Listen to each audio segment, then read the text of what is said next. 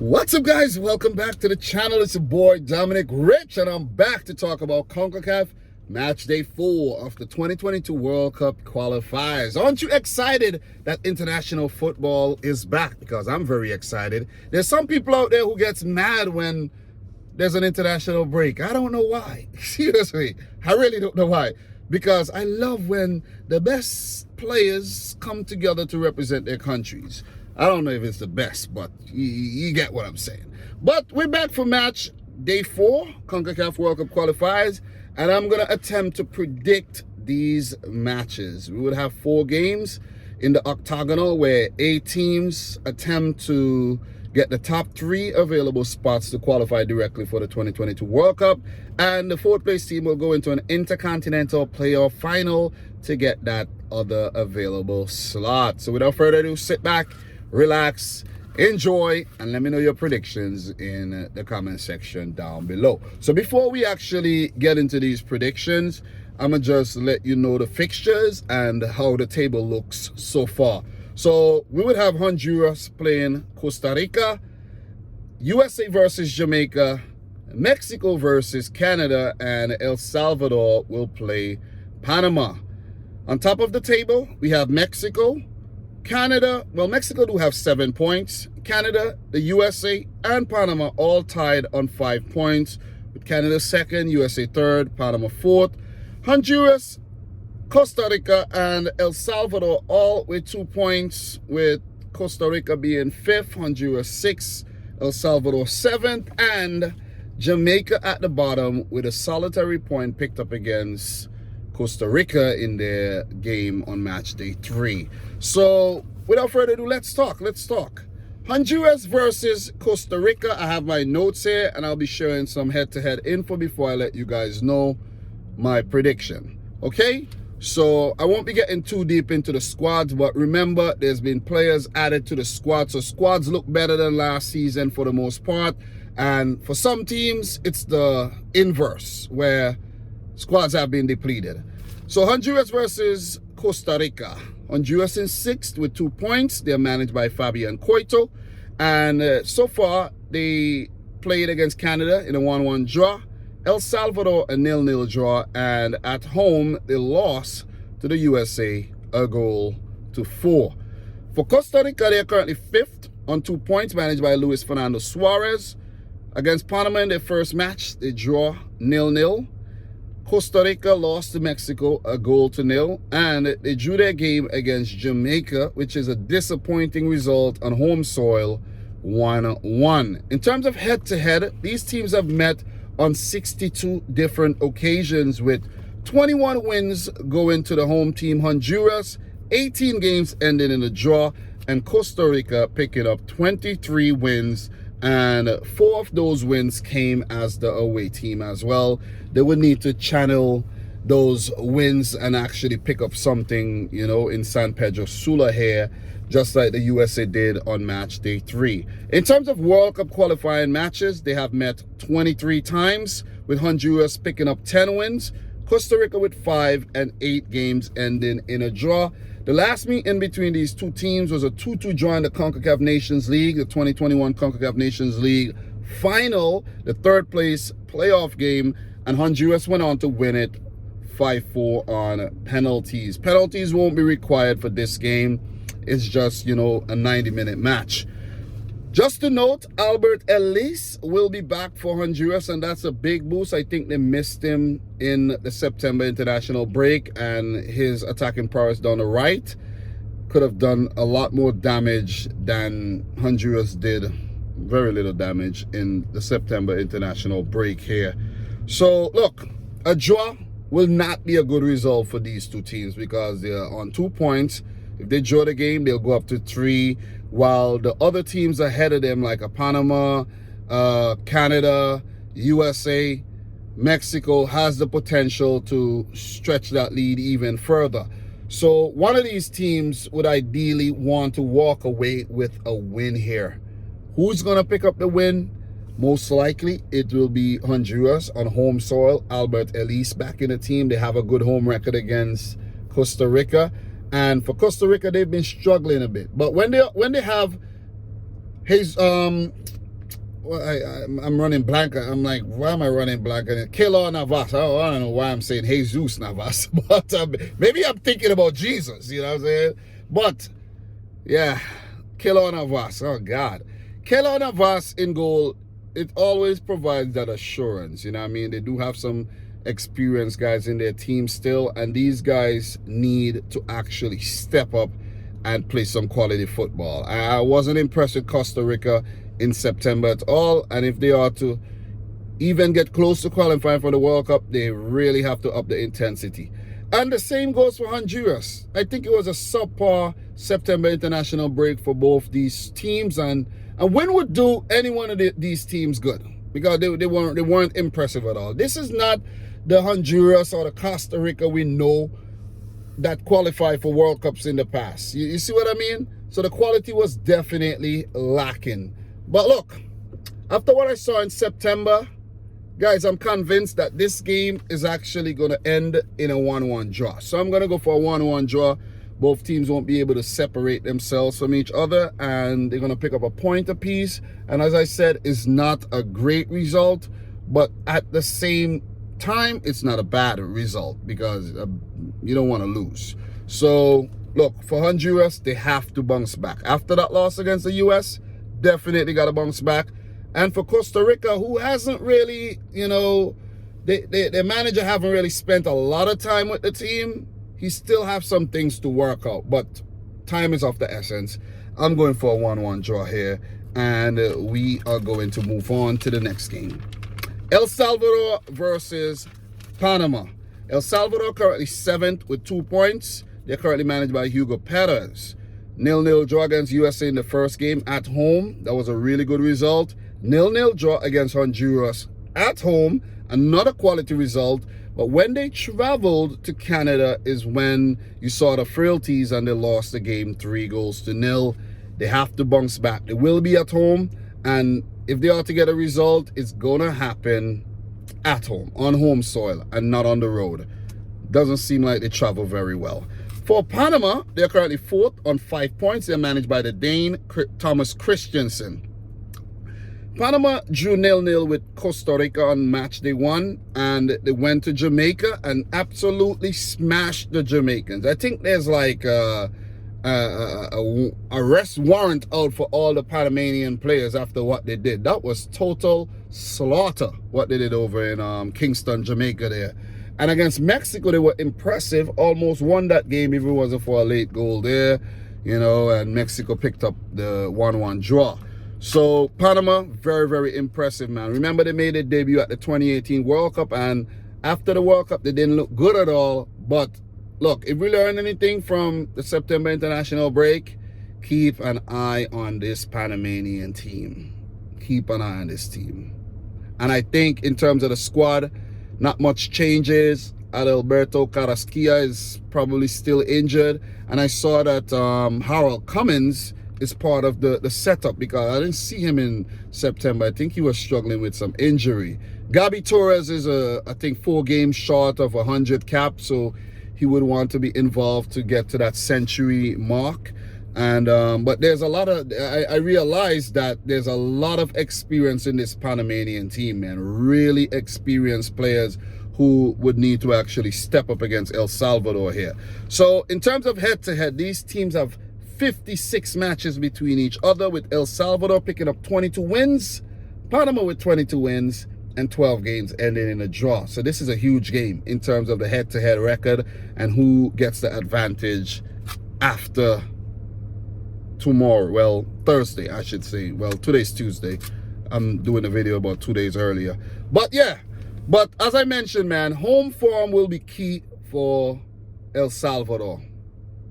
That's their fortress. They have to preserve that unbeaten record so far, and if they are to stay alive in World Cup qualifiers. In terms of the World Cup qualifiers head-to-head, they have 10 matches between them both. El Salvador has 6 wins, 2 draws, and Panama with 2 wins. Those wins came at home in Panama City. So history says that El Salvador usually gets good results against Panama when they host them. Last meeting, a 1-0 win to Panama. It was a friendly, and it was a home game for Panama as well.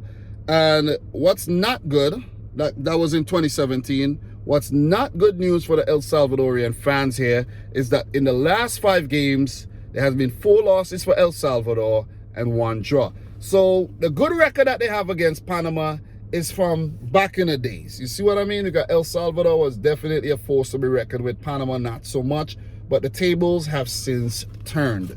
In terms of my prediction for this one, guys, look, El Salvador, in terms of their attacking prowess, I did see a lot of that at the Gold Cup, but so far in the World Cup qualifiers, it seems like that has disappeared. I really don't know.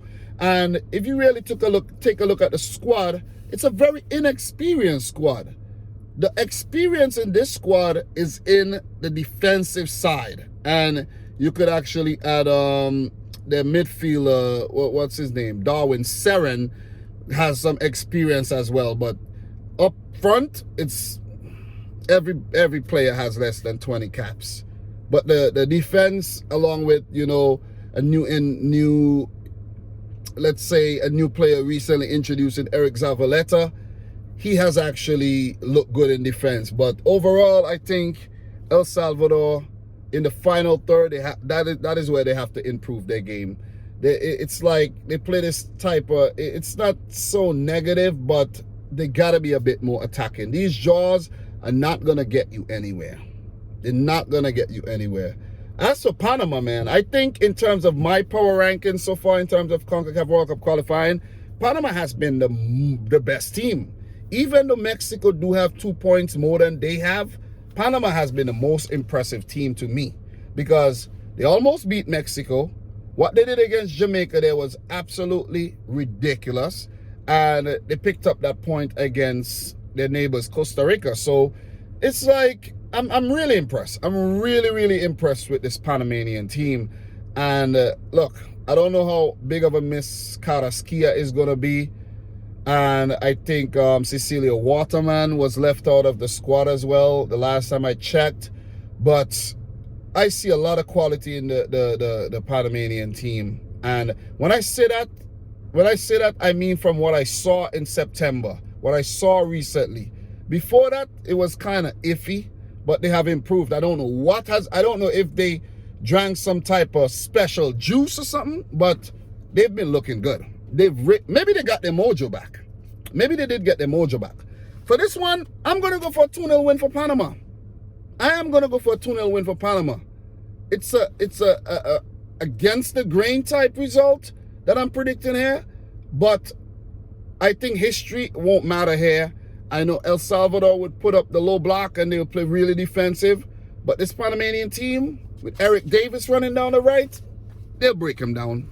They'll break him down. Jose Luis Rodrigo, he looks good. They'll break him down. Yoel Bastinas, they'll break him down. Trust me.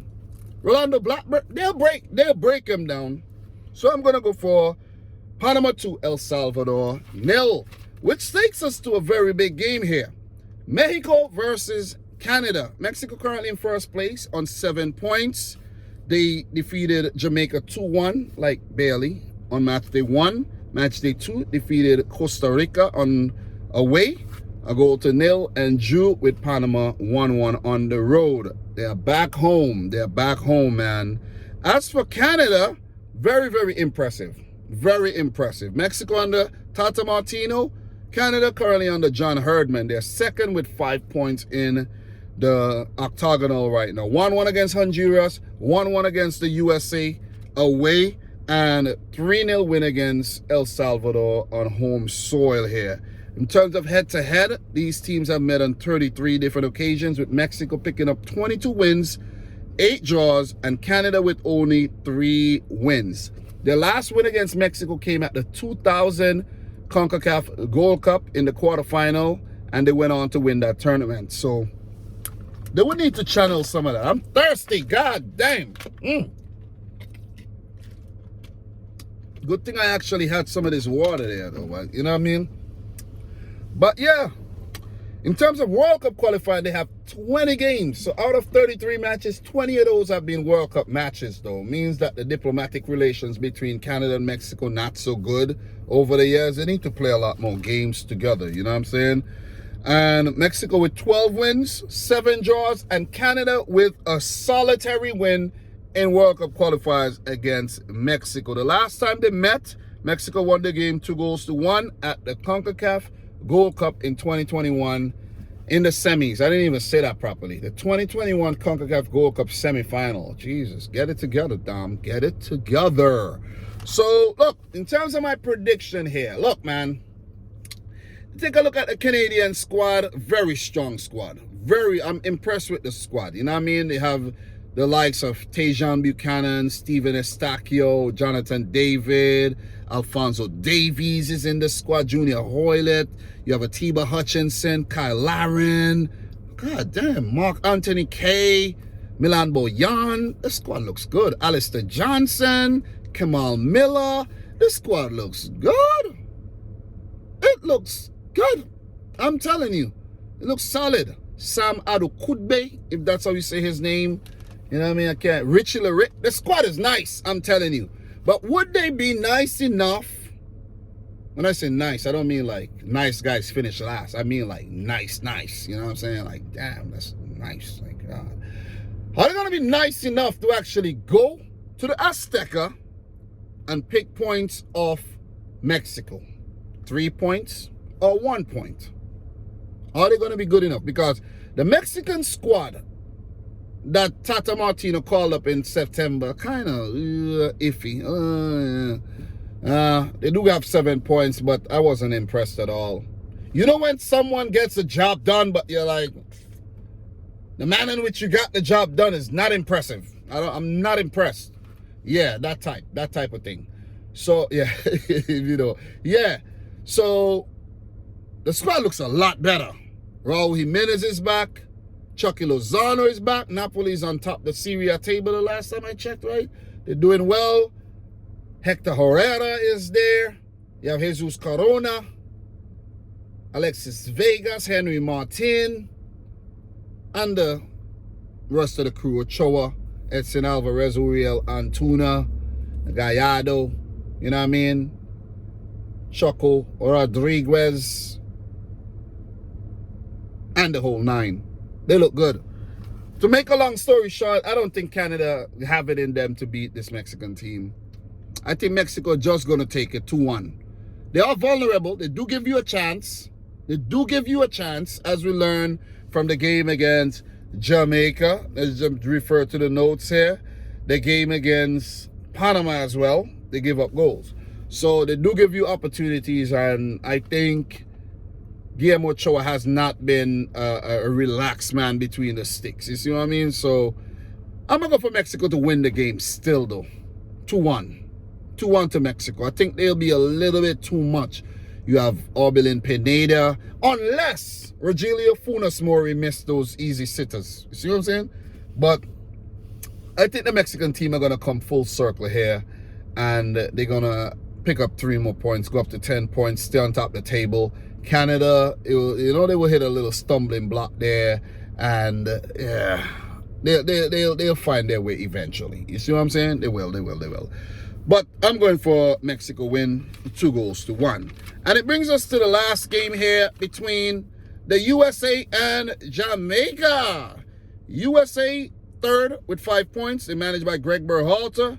0-0 against El Salvador on the road. 1-1 at home to Canada. And against Honduras, 4-1. Very impressive with the likes of Ricardo Pepe, Brendan Aronson looking good. You know what I mean? These guys were on fire in that game. So, look, the US are looking to bring the heat once again. Jamaica currently last in the octagonal with 1 point, currently managed by Theodore Tapper Whitmore, who is known all across CONCACAF now for his inability to manage. Big up to the boy Tapper Whitmore, though. Yeah, 1998 World Cup. Anyways, Jamaican legend. Mexico 2, Jamaica 1, Panama 3, Jamaica 0, and a 1-1 draw on the road to Costa Rica, where I think Jamaica could have won that game, you know. They could have won that game. Head-to-head against the USA, 29 matches, 18 wins for the US, 8 draws, and 3 wins for Jamaica, with 2 of those wins coming on US soil. So if they are to win, it's going to be on U.S. soil. Pretty sure. World Cup qualifiers, 12 matches between them, 5 wins for the USA, 6 draws. Very impressive there. And 1 win at home in Kingston, Jamaica against the USA.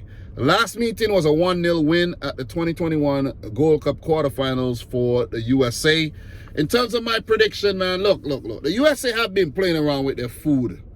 Games that they should just brush aside, teams they just lingering and playing around, and Greg Berhalter messing around with his 11, playing Tyler Adams at right back, playing this one over there where he's not so, you know what I mean? So Greg Berhalter, stop tinkering, bro. Stop the tinkering. I just want to put the message out there right now. Stop the tinkering. The U.S. will be without Christian Pulisic again, and I think Gio Reyna is out injured, but still have a lot of talent, man. Guys like Yunus Musa back in the team, Gianluca Busio back in the team, and you know what I mean? I'm not going to read off the whole squad, but guys like Tim Weah is part of the setup, Brendan Aronson, Ricardo Pepi as well, you know, and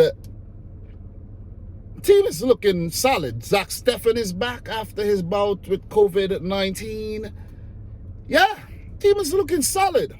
As for Jamaica, they're depleted. No Leon Bailey, no Corey Burke, no Ravel Morrison. And they really looking all over the place. They're looking all over the place, if you ask me.